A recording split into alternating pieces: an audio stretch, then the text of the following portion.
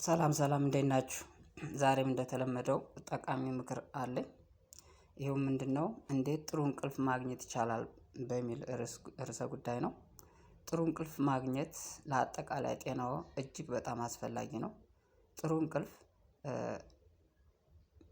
በቀን ውስጥ የበለጠ የስራ ጉልበት ይኖረዎታል።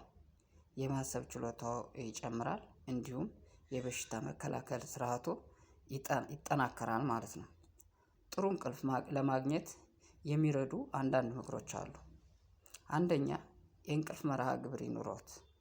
በየቀኑ በተመሳሳይ ሰዓት ለመተኛት እና ለመነሳት ይሞክሩ። ይህ ሰውነቶ የእንቅልፍ ዑደቱን እንዲያስተካክል ይረዳል።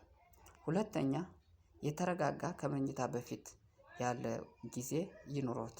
ከመኝታ በፊት 1 ሰዓት ወይም 2 ሰዓት በፊት ስልክዎን ኮምፒውተርዎን ወይም ቴሌቪዥንዎን ያጥፉ። በምትኩ መጽሐፍ ያንብቡ ሙዚቃ ያዳምጡ ወይም ገላውን ይታጠቡ። ሶስተኛ የመኝታ ክፍልዎን ምቹ ያድርጉ። ጥሩ እንቅልፍ ለማግኘት የመኝታ ክፍላችን ምቹ መሆን አለበት ማለት ነው። ክፍሎ ጨለማ ጸጥታ የሰፈነበትና ቀዝቃዛ መሆን ይኖርበታል። አራተኛ ቡና እና አልኮል ያስወግዱ። ከመኝታ በፊት ቀደም ብለን ቡና ከመጠጣት ወይም አልኮል ከመጠጣት መቆጠብ ይኖርብናል ማለት ነው። አምስተኛ በየቀኑ መደበኛ የአካል ብቃት እንቅስቃሴ ያድርጉ። መደበኛ የአካል ብቃት እንቅስቃሴ ጥሩ እንቅልፍ እንዲተኙ ይረዳዎታል። ነገር ግን ከመኝታ በፊት በቅርብ ጊዜ ወይም በቅርብ ሰዓት ውስጥ ከባድ የአካል ብቃት እንቅስቃሴ ከማድረግ መቆጠብ ይኖርብናል ማለት ነው። ስድስተኛ ጭንቀትን ያስወግዱ።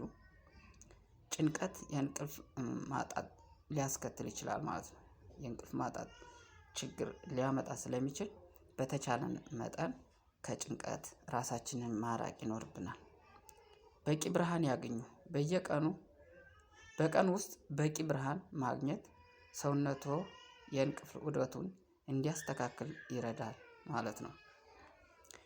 ሰባተኛ ከመኝታ በፊት ከባድ ምግቦችን ከመመገብ ይቆጠቡ። ከመኝታ በፊት ከባድ ምግቦችን መመገብ የምግብ መፈጨት ችግር ሊያስከትል ይችላል። ይህም እንቅልፍ እንዳናገኝ ያደርጋል ማለት ነው። ስምንተኛው በቀን ውስጥ ከመጠን በላይ ከመተኛት እንቆጠብ።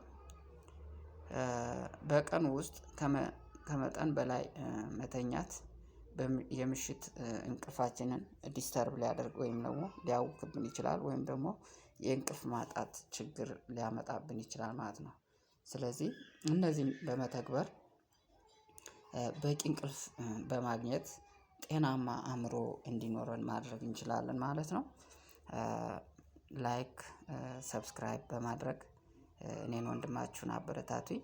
እንዲሁ ጠቃሚ ምክሮችን እየተከታተልኩ አቀርብላችኋለሁ ማለት ነው። አመሰግናለሁ